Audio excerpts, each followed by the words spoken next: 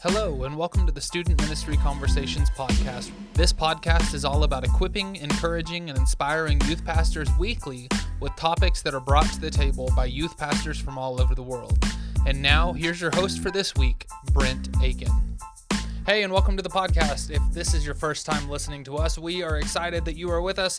And as you can see, it might be a little bit different than normal because we are sitting down with not one, but two of the hosts.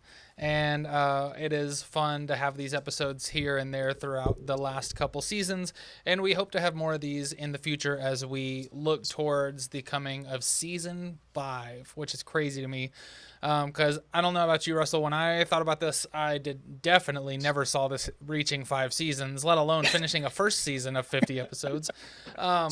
And so with that, I think that there was a lot of really cool opportunities through this, and just excited to keep it going.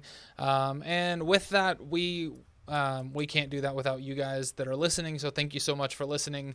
If you haven't, we would love for you to check out our website, studentministryconversations.org. We would love you to share the fire out of this podcast to reach new people. And then also, as always, if you want to be on the show as a guest, we love to do that too.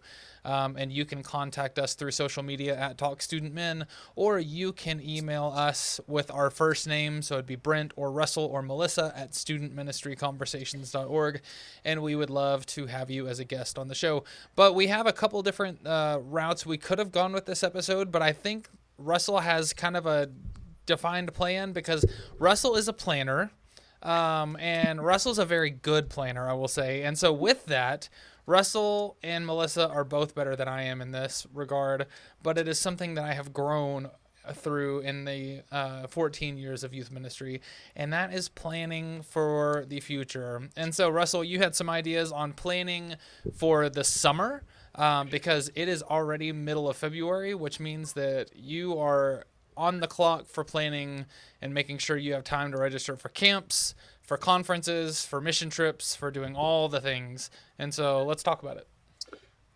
Yes. First of all, if you do not know me, my name is Russell Martin. I am a former youth leader, and I have been demoted to senior pastor, or promoted or something like that. But anyway, so I don't have the everyday planning, but I did for 30 years of doing this, which in that time, there's several things that I learned. And one of the things that I learned is that once Lent hits, really once February hits, Brent was right, is that you have really, once that hits, then summer is over. Because if you think about it, you go Lent, and all the Easter stuff, you have Easter, and then you're in May, and you're in Senior Sunday and Mother's Day, and all of those type of things, somewhere around there. Some people do it sooner or later. Um, and then you are heading off to camps and trips and retreats, and your schedule may change for summer. So that is not the time. May is not the time to figure out your summer plans. Now is the time to do it. And so one of the first questions I wanted to ask is what is it that you are currently, like, what preparation are you doing for summer right now? And so, Melissa, kind of what is your mindset right now for summer plans? So, like this morning, I actually emailed. We have a congregation member who she wants her grandkids to go to camp. And so they haven't gone to camp with us before. So I had to give her all of the details and all, like, here is their website. This is the camp we go to. These are all the, like, the sign up forms, et cetera, et cetera, et cetera. But I'm really excited about them coming to camp because, yes, it's the first time they've gone to a church camp. So that's exciting in general. But when I planned my camp numbers in November, when we can sign up for camp, I had a really big family of middle schoolers and a couple elementary and a couple of high schoolers, and they moved back to Dallas like a month ago. And so when I planned camp, I had, this big family. So I planned for bigger numbers than I normally would have. And we have to pay in advance. So now I'm like, hey, who all wants to come to camp? Like I'm trying to fill those spots because I've already paid. I can't get a refund. And I don't want to waste them. In the past, I've kind of been okay with that because they were in this big fundraising realm, we'll say, to put a new pool into our camp, but we already have that one. So now I'm like, no, I would like to keep our money. So that's our big thing is who else in our world? Who of my, my youth's friends can we get to come to camp? And that might lead them to coming to youth. And so that's our big thing right now. Sounds a little bit like Oprah Winfrey there, Melissa. You go to camp. You go to camp. Yeah, yes, yes. But camp's so fun. Brent, Brent, what's your mindset right now? What are you thinking about right now as far as the summer? Yeah, so we're as far as summer, we have started talking about a few things. We are kind of in a different dynamic as far as summers go, because we are one of the churches that, as far as Wednesday night activities or Sunday night activities, there's a lot of churches that go all summer long. We are one of the churches that don't. And so our structure changes a lot. We focus a lot more on just like local service projects. We go to 2 church camps over the summer, and then we also have a mission trip typically. And this year we are trying to potentially kind of change it up as far as our mission trip goes. We've noticed that a lot of students like the aspect of serving, but a lot of them can't commit to being gone for a week. And not being able to do anything else due to jobs or due to sports or due to family or other things like that. So we're actually trying this year for the first time, and it's something we haven't done a ton of planning on yet, but we're going to try and do an in-town mission trip. To where basically we set aside a week to where we do service projects throughout the community, maybe work on a couple different projects at the same time, depending on the number of kids that we have interested, open it up to maybe more of our group.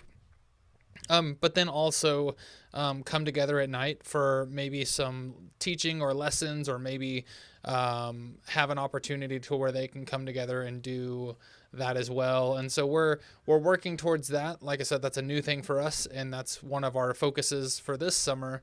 But then the other thing is both me and Shauna, my associate youth pastor, we are both directors of one of the camps that we go to. And so we are well into the camp planning of all the ins and outs of speaking and worship and theme and the different elements that we're going to try and incorporate this year at camp.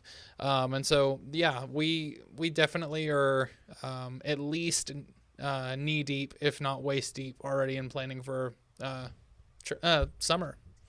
Okay. Well, you brought up several different things that I want to kind of touch on. But the first is your summer structure. So you talked about um, uh, taking a break and changing it. Melissa, you kind of nodded your head. Y'all keep doing your normal We stuff all the do. way throughout. Mm-hmm. Um, and so, Melissa and Brent, since y'all are different things on there, kind of tell us why you do what you do. So, Melissa, go ahead and first. Why do you continue? We continue for a couple different reasons. Our youth group in our neighborhood is in the lower income area of town. And so that is tendency who we have to come to youth.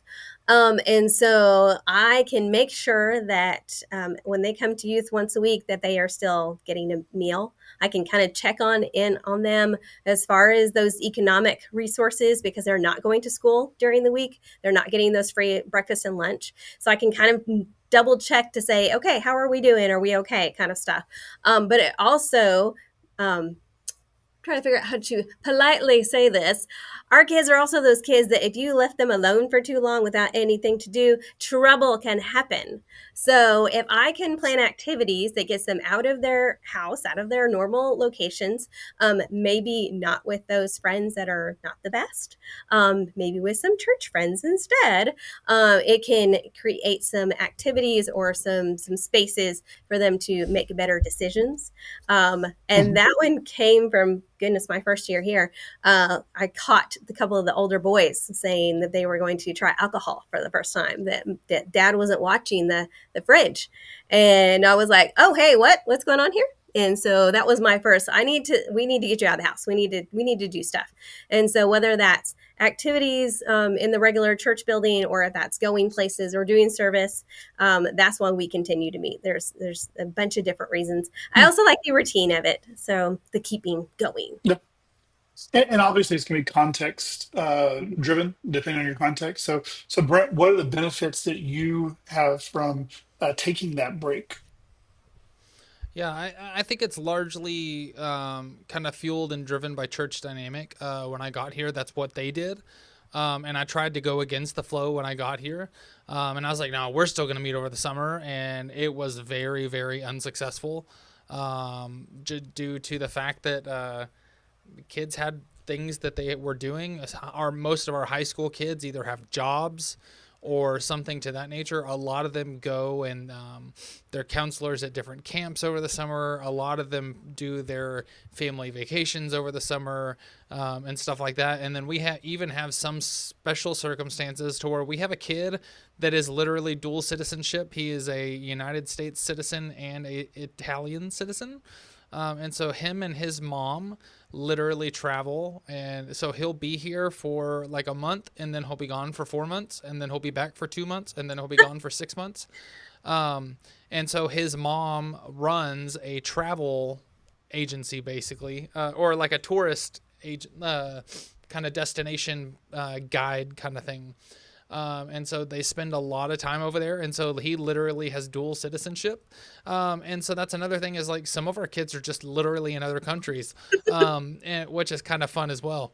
And so it's always interesting to hear what he comes back with as far as stories. And honestly, even his kind of conversations with, he'll occasionally text and be like, hey, like, all right, so this girl in Italy, I'm talking to her about Jesus, but I don't really know how to explain this. And it's like, it's really, really cool. Just a neat dynamic. But like I said, a lot of it's just the kind of dynamics of our church. Our church leadership kind of set it in motion a while back. And it was just this mindset of it gives everybody a little bit of a break. Now, with that being said, we go all in on Vacation Bible School. It is a full church effort. And we have we're a church of probably average of 350 to 400 people. We have, probably 275 to 300 kids at Vacation Bible School at least. And not to mention another 100 pair of like volunteers or more. And so it's a pretty big ordeal, which we put a lot of effort into. And then, just a lot of different things that happen over the summer. And so it was just this mindset of a lot of people are busy over the summer, and let's just use the opportunity to not add more to their plates, but also to give us a time to rest as well. Because most of the time in the summer, if you're doing week-to-week activities, you're also doing the most demanding parts of your job, which is camps and mission trips and Vacation Bible School and everything else. And so when you're doing all those big things and then you still have to do the week in, week out stuff, it gets real taxing real quick. So it was a cool opportunity. And like I said, I didn't see that at first. I came from a church that was literally, I was told, hey, we have a gym. And so for the summer, I need you to have it open at least 5 hours every work day of the year, like kind of thing. And so like a work day over the summer. And so like literally I went from a church where I had to have the gym open where kids could come hang out regularly. And then I came here and that was completely the opposite culture. And so I think paying attention to the culture you're in is a huge part of that understanding, and the community, like Melissa said. We are, if you haven't listened to this podcast long, Melissa and I are in the same town. We're both from Abilene, Texas, and our churches are maybe 15 minutes from each other, if that. Well, there's construction right now, so. Yeah, there's construction. So, but we will like literally depending on the different parts of town, you might have different culture and different dynamics that your church operates off of. So, Yep. And that's important to pay attention to, is what your church does, the history of what your church has done, your volunteer schedules and things like that. So for my time doing youth ministry, a previous church and a little bit here, I kind of fire my volunteers at the end of May. It's like, hey, thank you, and you're fired, and come back and join us. And now they're welcome to do things during the summer, but that's for us. It gave our volunteers, who we were asking to be there week in and week out Mm-hmm. with a small group, it gave them a break too. And we would do poolside Bible study, which is go swim for a while, eat a little bit, do a devotional thing. We'd have some other smaller groups, but to Brent's point, um, it gave a chance for smaller groups and not sequential, nothing that built on each other. So, hey, we're meeting at Whataburger on Wednesday or whatever like that. yeah. I will Something say, else Russell, that, Well, Go I ahead. will say, doing camp Monday through Saturday, I have to go to 3 weeks of camp in the summer. Monday through Saturday camp, and then youth again on Sunday night. Yeah, it's a lot, and so I like the idea of not doing that. So yay for that. Secondly, if you were doing the poolside Bible study, if you wanted to do lakeside Bible study in the state of Texas, and you can check your other states for this, you can get a park pass to the state parks as a youth group for $100 unlimited for the entire year. And you can take up to like 40 kids. It's like over the age of 14, et cetera, et cetera. I think it may be more than that per pass. But we've done that where we get our park pass for the whole year, and then we go to the Lake Abilene and we would go grill out and do it. And that was a way inexpensive Yeah, activity that got them in the water. So, because we live in awesome. West Texas and we don't have water in general. So, if we can get them in water, it's better. Yeah. Well, your first comment about going to camp and coming back actually kind of brought me to my next question that Brent actually brought up in his discussion, and that was many of us don't just attend camps. Now, I've had a couple of camps that I've gone to that I've talked about where I do just attend, and it's awesome to go and be an adult and not plan. But the practicality for a lot of us is that we are not just attending, but we are also planning. And so when we go to a camp, we are not just there for our students; we are there for everyone. I do programs for UM Army, for instance.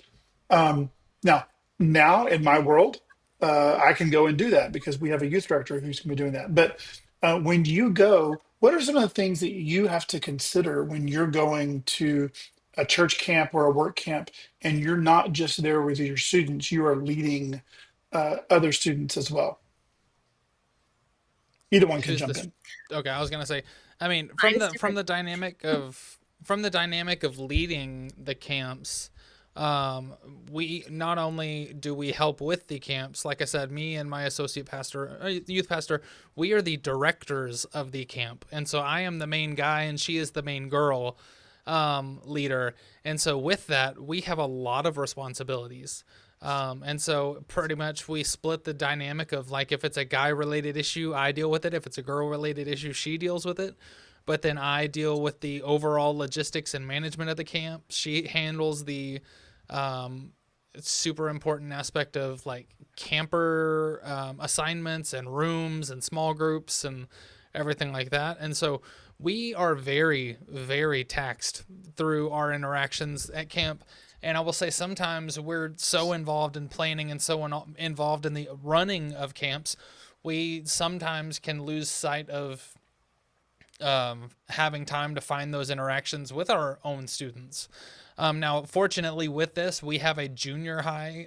We run a junior high camp, and so we incorporate. As of the last couple of years, we've had the opportunity to incorporate a lot of our high school students that are leaders into that camp, whether it be doing worship or coming as junior counselors or anything in between. There's a bunch of different opportunities, and that's given us some awesome time to be specifically with the high school, and then we get to check in on the junior high throughout their week at camp. But it's a lot of fun, but it does definitely involve some extra responsibilities and attention grabbing at the actual campground because we have jobs that we're trying to accomplish for way over just our group, all of the campers that are out there. Yeah, and that's I mean that's kind of what I was getting at is, do you feel, and I felt this sometimes. I felt that kind of like I'm here leading a camp and there's my kids and I haven't talked to them because I'm running over here doing this. And I kind of admired and envied those youth directors who were showing up perhaps at Young Army or work camp and they have their small team, but they get to spend 3 hours playing games or hanging out and doing that. But the idea of using, which Melissa was very excited about, utilizing some of your older kids, and that's something we did too. But I'm gonna let Melissa talk about that because she is really excited. So I was really excited because Brent doesn't know, but my 15-year-old is applying for to work at camp this summer. So you might My camp? well, he's applying for Camp Button for the whole summer. So, Nice. but Cam's already got him going with the maintenance team. because Very cool. he's in a construction program at school, and so he's kind of excited about that. And they'll work around Yeah. his existing camp schedule at another camp, so that was really cool. So I like that he's going to get some opportunities to go and work and serve while also having a summer job. So I love that. Now I'm on the other side. I am the envious. The people y'all are envious of, apparently. I get to go to camp and I get my own cabin and I am responsible for my students. But I don't have to, I'm not in the same cabin as them. I am not leading any of their activities. They have counselors for themselves. But I'm there in case of an emergency. I'm there to take pictures and I check in on their well-being.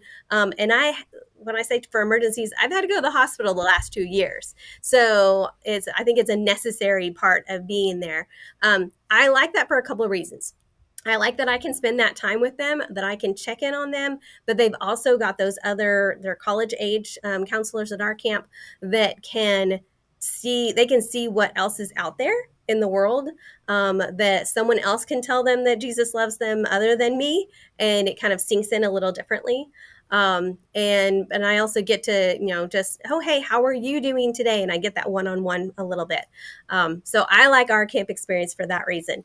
I'm not saying I wouldn't like the other one because I've done the winter camp at Brent's camp, and on the directing team of that. And I did like that my small group, none of my kids were in it. And so I got to meet all these other kids from our area. And I really liked that. That was really cool. Then I had my kids having drama that night and I had to leave camp. So both things are super fun. Yeah. Moral of the story: direct your own camp, or you get to drive your kids to the hospital. That's to be fair. It's been the ambulance one time, and then there's benefits with both of what y'all talked about. But some of the things that as I've reflected back on my time directly involved in youth ministry, is some of the camps we went to, Melissa, like you had, where they had the high school students. It was one of the mission trips that we went to, where they had the college students. I mean, who were as counselors. What I loved about that was what you had said. There were other people who were pouring into my students. And you can tell a student, you can preach to them 1,500 times the same thing, and it lands on a blank face. And some 20-year-old says it at camp, and it's the most revelation thing in the world. And I can't believe what they said, and this changed my life. And you're like, I've been saying this forever. But also, when you go to a camp, because another reality for some people is, especially with our camps, is you would go as a counselor for your kids in your cabin. Um, and the benefit, the drawback to that is you bring everything that you've dealt with that kid all year long, whether they were, if they were bad or disruptive, or whatever. You bring that into camp, and it can also taint your experience. One of the things that I just did a video on, I've started doing some short videos, and one of them said, "Don't let the pains of your past affect the perception of the present." Don't let the things of your past change how you see the things in the present. And sometimes that can happen. You can have a kid who, is just on your nerves all the time, and then now you come and bring them to camp, and you're bringing that with you. And then also the opposite is true. You can be at camp and they do something. I'm focusing on the negative, it seems like, but if they do something at camp, then you're taking that home, and that's something you can always refer. Remember at camp when you did this, or you tried to sneak out, or whatever like that. Like that can affect both of those things, and also the positive too. But that's one of the reasons that I want somebody else pouring in, because I want those experiences to be at camp, positive or negative, and then hopefully the positive will come through in the negative. Well, Melissa, you want to jump in there? Well, I was going to ask y'all, what do you think about when we're at camp? Because this can happen with all of our situations of camping.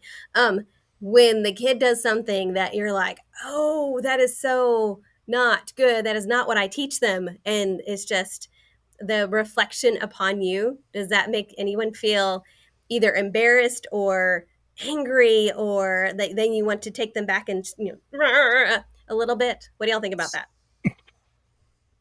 I mean, spare the rod, spoil the child. I'm just kidding. But no, it's I mean, I think that just breeds open ground for conversations, and the conversations might go in one ear and out the other, but they're gonna think on it at some point.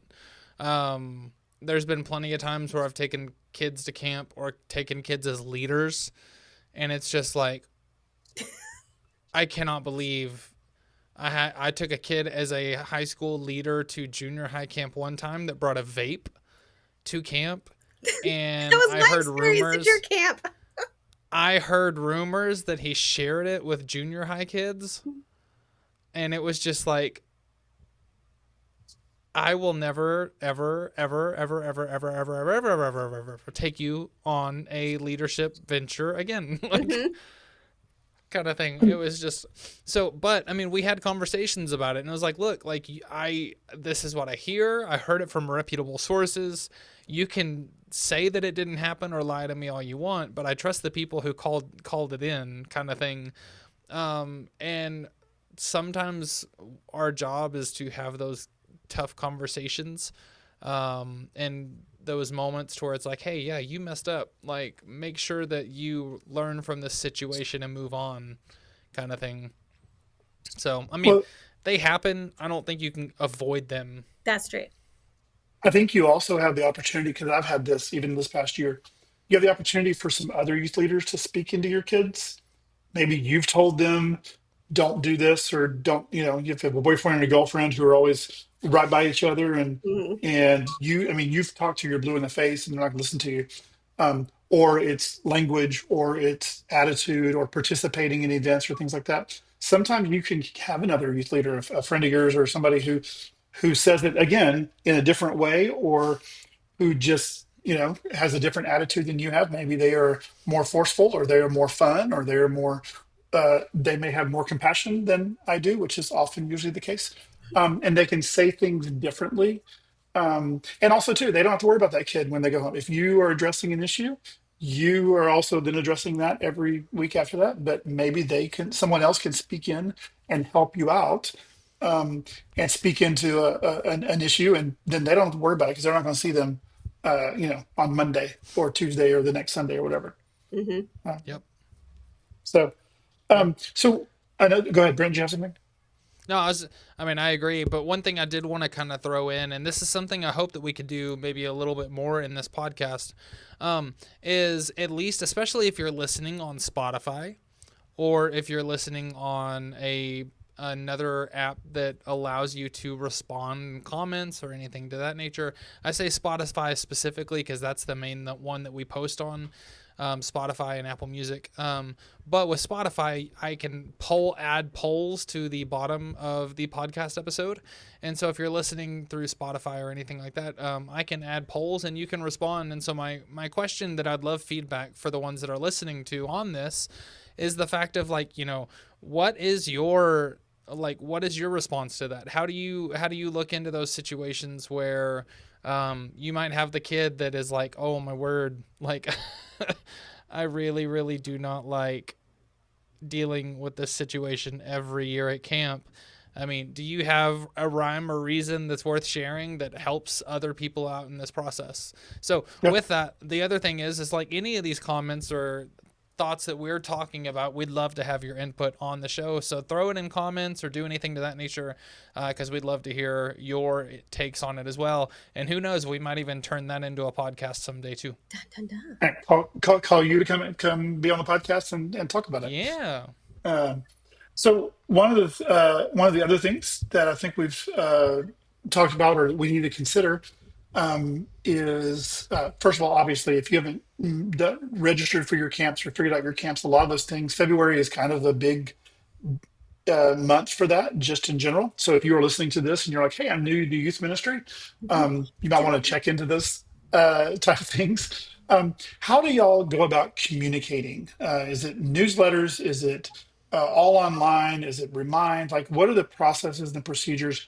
And I'll start on this and say one thing that I did uh, one year was we did a sack full of summer, and I did a big envelope that had all of our things for summer. It was our camps, it was our events, it was opportunities to sign up, um, and put it all into a brown paper. You can actually, at one point, I don't know if you can anymore, but you could mail a brown paper bag. Um, and so students get this sack full of summer with all the permission forms and all the stuff and opportunities and just a big packet. That was, I'm dating myself, back before Remind was just a real easy thing. But there was something about getting that in the mail. I had a youth director friend who actually would collect the barf bags from airplanes and would send that. They were empty. They were not used. They were the empty ones. I was gonna Um, say yeah, spoken like a no, not '90s generation not. youth pastor. But like with that, like I know digital is great, but also sometimes tactile is good. What are the means by which you get the information? Especially thinking, and this is something for everybody to think about. You have some kids who are sitting right now who are not in your youth ministry, who will be when summer happens, depending on when you move them up. And that's probably another topic is when do you move kids up? But you will have some who will be involved. And so how do you make sure they are involved in and get the information they need? Yeah. Melissa, So as go ahead. far Oh, Brent, go ahead, go first. I was gonna say, as far as the kids that are already in the program, we really push to get their parents' communication, email or phone or something of that nature. I send out a weekly MailChimp. Hey, here's what's going on. Here's our next event. Here's what we're learning. Here's what we're teaching. Here's all the things that are coming up that you need to know about and put dates on the calendar and everything to that nature. Here's links to sign up and do all the. I mean, so like that is constantly hitting them weekly. And so that's something I do every week of the entire school year. And then over the summer, I just send out a couple emails that are kind of hit before our big moments and our big activities. And that seems to work pretty well. As far as the new kids, though, our children's ministry typically sends a email out to them at the beginning of the summer, because we don't, just to go ahead and answer your question, Russell, we don't move up our kids until August. And so with that, though, we do allow them to, I say that, we don't officially do the ceremony or event or whatever to move our kids up until August. But we allow our kids that are going to be in sixth grade to start doing youth activities as soon as Vacation Bible School is over. So they can start coming to Sunday school, they can start coming to church camp and do everything else like that. And so our children's ministry typically sends out all the information on that to the parents over the summer. And then we pick up the communication in line with them for the following fall. But the children's ministry puts out the information for camp, lets them know that, hey, after this day, you're going to be going up to youth for Sunday school and everything to that nature. And so it's kind of just across the board email communication. And then we do a lot of group me for our students of like, hey, don't forget this is coming up. Hey, don't forget this is coming up. Hey, are you coming? Answer this poll. Please, please, please, for the love, we need a head count. Tell me. It's something along those lines. But it's something that's worked fairly well for us. I like group me better than remind because it's a little more of a group chat than like, hey, blast this announcement and then nobody talk to me. It's worked for us. But yeah, parent communication has been email. We do MailChimp weekly, and then text, like group me, stuff like that for students. That's a whole other conversation that we'll have to do. And I think that Melissa, you already talked a little bit about with communication as far Mhm. as it is a conversation, not just a blasting of information. Yes. But Mm-hmm. Melissa, what are your thoughts on So this? our camp is backwards. So we don't move up until August in general, but our camp, it's whatever grade you were leaving is the one you are going for this summer. Whoa. So yeah, I recently found this out. I've been doing it wrong for 5 years. I couldn't figure out why I couldn't register the kids with the little drop down menu. Like their birthday was not making it where I could register them, and I finally called them, and they're like, "No, it's the grade they're leaving. Is the one that they're registering for." I went, "Oh, okay, no, that's not what I've been doing." But that means that my fifth graders will still be going to elementary camp. They're ones that are currently right this second in fifth grade. They'll still be going to elementary camp, but they will be going on the mission trip with the youth in August. So, but honestly, because we only have a couple of fifth graders, we've already moved them up as far as youth activities on Sundays, et cetera, et cetera. But if I had fourth graders, they would not be going on the mission trip. So fifth graders still elementary camp, but they go on the mission trip in August as sixth graders. And so that's our big thing there. I've got a slide up on the screen every week. We have the TVs around the building that also have the slides, that kind of stuff. So all that is advertised. And then I do Google Forms for my original sign up for camp. And then I go into that we use Camp Docs. And so I go in and register the kid for the thing and then send their parent a link so they can fill out the rest of the proper information, like their health and school and et cetera, et cetera, et cetera. But also means because we're both users on that kid's Camp Doc now, I can see all that information. So if we have to go to a hospital, I have their allergy information and their insurance information, that kind of fun stuff. And so I like Google Forms for the ease of that. I do like Jot Forms for its combination with the signature. What's that part called? Where they can sign things. E-sig. I like. Yes, that one where it's official. I like Jot Forms for that, but I also don't want to pay for it. So that comes into where your budget is going that year. And so I use Google Forms for that general sign up for camp, et cetera, et cetera, et cetera. Well, Melissa, I think you brought up like a bunch of different things to be aware of, and I'm just going to list or try to recap some of those things, and y'all jump in. One is know the rules of or the regulations of the camps you are going to, because they're just from our conversation today, they are different. Is it the grade they're coming out of, the grade they're going into?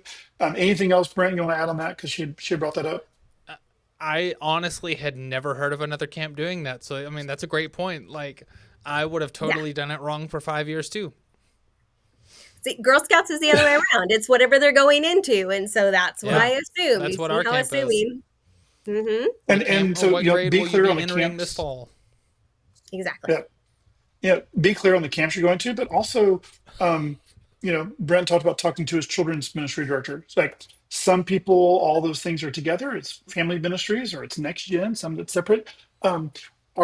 Make sure, I would say, make sure you are clear and that your congregation is clear with who goes where what, because I've had at times where Sunday school moved up at the beginning of summer and youth moved up at the end, or they went halfway through, or what, those type of things. And it's always a discussion, right? Every summer I was like, well, how are we going to do this? Like working on, yeah, Brent had to leave. Working on making sure that you are clear and that your congregation is clear and that is clearly communicated as to how you're moving up. If you any other thought, I mean, like, how do y'all communicate that to your congregation, Melissa? Well, that's a great question. Well, we are currently without a children's person, but we have a church member who has taken on the role for Sunday school, and she's planning some of their activities. But she went, I don't know what to do with camp, and hasn't really. Well, the last 2 years, I guess I've gone with the children's camp because my own kid was in it, so I wanted to go. But it has, like, we needed to have that conversation. So I didn't assume just because she's teaching Sunday school, she's also going to go to camp or plan VBS, because that was another, like, oh, who's going to do that now? And it's still this one. But I like planning VBS, so that's fun. But yeah, that conversation needed to be had about who goes where and who's in charge of what, because I could definitely see if we didn't have that conversation, those fifth graders falling through the cracks and not knowing where they would go. So, Well, so camp is not, I mean, summer is not just camp, right. but it seems to be a big focus. What are some of the other things that you are thinking about now or having to think because summer is coming? Our big thing is mission trip and the fundraising for the mission trip. Because right now, I have an idea of where the kids have asked to go, but I haven't started making phone calls, so I don't know if it's a possibility. But I know that even if that's not where we're going, we have to have money raised now to even figure out where we could go or what kind of budget we could have. And so that's our big thing. What can I put on the calendar with all of our other calendar activities going on that could be a fundraising event? And do I focus on fundraising purely within my congregation, or am I going to go out into my community and get their money? Because I would love it for the community to support our kids going to camp. or going on a mission trip or whatever we're doing this summer. So that's our big thing is what fundraisers can I get planned now that can fund the mission trip in August? And Well, then, you probably have some people leaning in, wondering what those are. So, yeah. what are just some of your? If you're going to say, "Hey, here's some of my Mhm. top fundraisers. Here's some easy things." What would you suggest? I would love to say that the car wash is the ultimate fundraiser, but honestly, it's not. At least not in our world. Everybody does the car wash. We live in Texas, like it's warm here, like not right this second, but in general. So the car washes are really easy where it's not snowing on us. And so I would love to say that would be the great one, right? It just doesn't work out that way for us. And that may be my congregation. It may be where we are, where we hold them. There could be lots of reasons why that doesn't work for us. But I do like the idea of a car wash for that bonding experience. I have really good memories of fundraising with my youth group at car washes and the fun of, water guns and that kind of fun stuff. I like that bonding situation there, but it's not the best fundraiser for us. We have really good fundraisers with like the big dinners where you can have people come and get food and take it home with them that like after church or something like that. If they have other activities, that works really well for us. And then the other one that, it worked so well, and I've got to bring it back, is the box of chocolates from Sam's, the fundraising kits. That Oh, one, the mm-hmm, I've got one over in the other building. Yeah, where it's got all the different, candy bars.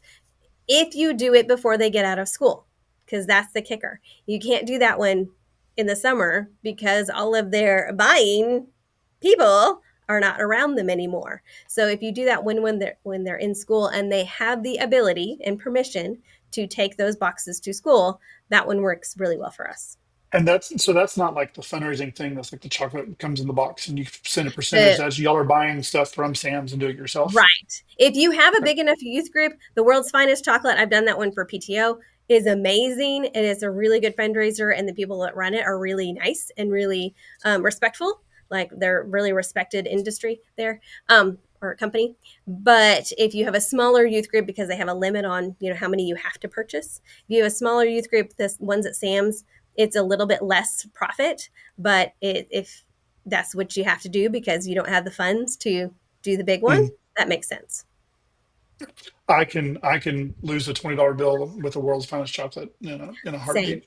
Yes. Maybe we can reach out then for a sponsor for this episode. Um, so one of the things that our youth director here talks about, and I thoroughly agree, is we'd much rather take other people's money. Yes. Um, and so and the other thing that I try to focus on is I would rather do big than many. Hmm. I would rather do, and I would rather do short than long. So we do a pumpkin patch in the summer, or in the fall, not summer. It's not a fundraiser. It is a great community event, and we get some money from it. But that's not the purpose because one, it's like 30 days of selling pumpkins, and you end up not making very much. Um, but it has its other purposes. But so we're doing a rummage sale, and if done right, Hmm. if the collection's short and you don't have everything hanging out at your church afterwards, it is one of those things where you're inviting the community in and they're buying the stuff. Hmm. Um, things like that. Just think along those lines would be my encouragement. Is don't do 14 rinky dink $250 at a time or $150 at a time fundraisers that Right. you're constantly asking people and constantly advertising. Advertise for something big. Um, and one of the things that we try to do, so we as our church is we have actually worked in some of the funds that we give as part of the budget Hmm. for our youth ministry. And so if you get to the general budget, like you are funding part of that, but then the youth group is responsible for another portion of that. Hmm. But I don't want the fundraiser then pulling from the church. So a dinner at church that's for church people Hmm. just pulls money that they should just be giving to The general the budget. the general fund anyway. So Hmm. anything you can do to my suggestion, and for him is anything you do to get out of and bring money from the community, give other Right. people the opportunity to support that is good. So we had talked about doing the pumpkin one, but I ran into the problems of where I am, someone would have to stay with the pumpkins all night. Yep. And that was not feasible for my volunteer base or my area that I mean, the police officers live in our parking lot. So it was just not the best idea for us, but I Yeah. love the idea of it. I like the bringing the community together. I like having the decorations. I think it's super cute. It just didn't work for where I am. The rummage sale, the last church I worked at, we did that once a year, and it was the UMW that would host it. But then that is really what funded those big projects that, the AC broke. And that's a big expense. We had to get the crane to put a new one on the roof, that kind of thing. And so I think those are awesome if you have enough volunteers, because that's a very volunteer heavy Mhm. event to get everything sorted and properly displayed. But I think it's a great idea.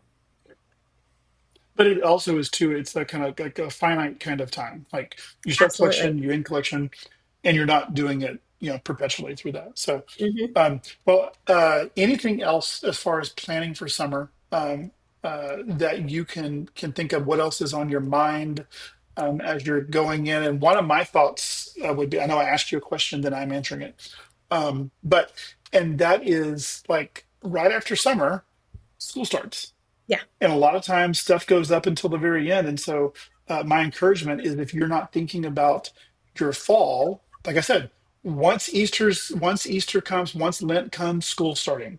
And this Hmm. is the reason is, a lot of times our summers go up until the very end, And and fast. then we, yeah, fast and furious, and we're off on trips, and then we're like, oh, school starting, and we got all the back to Mhm. school stuff. So how do you prepare for the back to school thing, knowing that it's February and you just started the previous semester?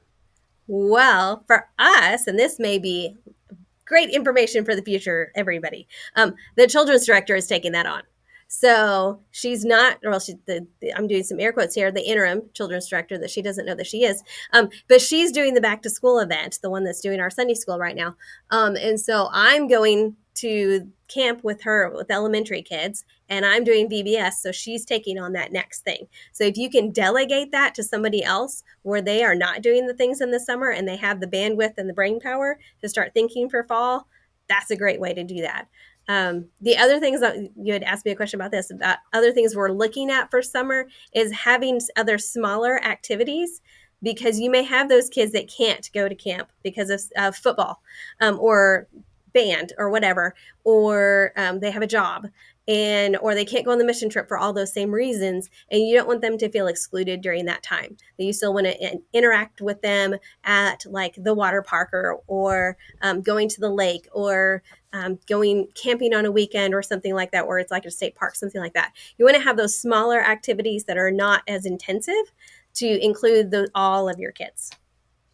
And that would be like, I mean, really, ideally, if you can not be doing a camp up until the time school starts, which Absolutely. really you're kind of worked in not to do that, because a lot of times high school students are starting back, and so you're Mhm. not, going to schedule, like we would probably schedule them. I mean, the middle of July was kind of the last. I mean, we do our final mission trip starting July 13th, and then we're done. Um, And I but it keep does saying give that you, my mission trip is in August. It isn't. I have to move it to July because I've got kids in band, and band camp yeah, starts and in so, July. and that does give you a chance. Like use July, the end of July, beginning of August, which school starts so soon now anyway. But still, use that for some decompressed time. And just a secret, I mean, this may be different for you because of your context, Melissa. But if you do take that summer break, you don't have to start back when school starts. Um, When are like you going to start back? I mean, no. I mean, so we did kind of what we call like a soft opening Hmm. when school was starting, because you're back to school, getting all the stuff and parents and routine and all these type of things. So we actually kind of left a couple of weeks of what we call soft opening stuff. So it was still a summer schedule, kind of, Hmm. or Wednesday night, open gym and devotional or something, whatever. So we still had activities, but we weren't starting back. So let me rephrase. You don't have to start back if you're doing a series based thing or your big kickoff. You can make that be a couple weeks after school starts. Um, One, Which you'll get makes it after some. Yes. So, I've so, noticed so that I've noticed when go ahead. kids start school, there is so much, they've been off for the summer and then they start school and all that brain power and the sitting still power during the day, Hmm. by the time they get to youth, they are done. Like they are tired, they are grumpy, they need a snack and a nap, and or maybe they just need to go to bed. And so I like the idea of waiting that couple weeks. Yeah. So let's at least put it this way. Don't start off with your big, if you do series based or a big event, don't necessarily start that the day that school starts. Hmm. Um, yeah, and we'll have to do another episode at some point with this same idea, talking about fall, because one of the things that you could probably do now, once those calendars get out, they should start releasing their school calendars. Ours is out already. Check uh, ours will come out soon. But one of the things we had to realize is we had to look at when's the homecoming day, because there's a homecoming parade that happens on the Wednesday before.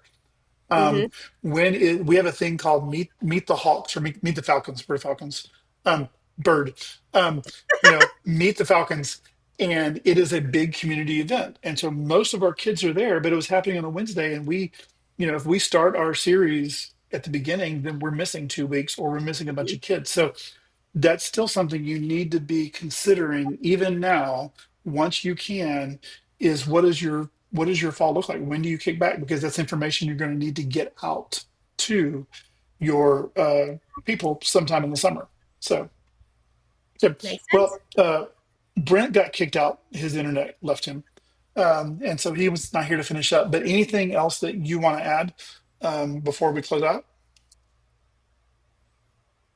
I'm thinking, The answer can be no. no, I don't think so. Um, so I hope that if you've been listening to this, that you've made it this far. There's lots of randomness, but lots of good ideas, and lots of things to take away. So, uh, you know, the encouragement, kind of overall looking, is summer is coming. It's going to be here before you know it. Yes. And you need to start making preparations for fundraising, for signing up for camps, for schedules, and all those things now. And so even if that's what you take, is like, hey, I need to get in gear. I can't wait another, you know, three weeks or a month or so. Be thinking along those lines. And also, we are praying for you, and that you will have a summer that reaches out and connects kids in different ways, with your trips and things like that. That Free of you injuries. or the, yeah, definitely free of injuries, with all those things. So thank you again for joining us. Again, if you will go online, at Talk Student Men, to talk with us, all the socials and all those things, and follow us on Facebook and that. If you would love to be on the podcast, we would love to have you. And so let us know that too. And make sure and check out all the other 100 and some odd episodes. I never know. I got to check and see what our episode count is. When it's four of us doing it now, or three or four of us doing it, I lose track. So, but yeah, go check out all the other episodes, and listen from the beginning and see.